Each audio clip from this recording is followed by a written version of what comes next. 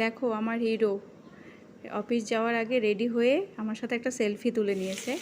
আর আজকের মেনু ছিল মাগুর মাছ। মাগুর মাছটাকে আমি লাল লাল করে ভেজে উঠিয়ে রেখেছিলাম। ওঠানোর পর তারপরে কড়াই বসিয়ে কড়াইয়ে সেখানে তেজপাতা আর জিরা সম্বারা দিয়েছি। দেওয়ার পর সেখানে আলুটাকে ধুয়ে আলুটাকে দিয়ে দিলাম। আলুটা একটু ভাজা ভাজা করে নিয়েছি আগে, একটু সুন্দর করে ভাজা ভাজা করার পরে যখন দেখলাম ভাজা হয়ে গেছে সেখানে মশলাটা দিয়ে দিয়েছিলাম।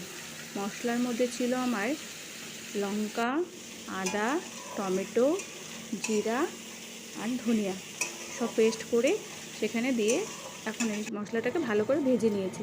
নেওয়ার পর সেখানে একটু গরম জল দিয়ে দিলাম, দিয়ে এখন এই ঝোলটাকে ভালো করে ফুটাতে হবে। দেওয়ার পরে সেখানে মাছটাও দিয়ে দিয়েছি। যখন ভালো করে ফুটে গেছে, দেখো ঝোলটা হয়ে গেছে, ঝোলটাও ফুটে গেছে, মাছটাও আমার সেদ্ধ হয়ে গেছে।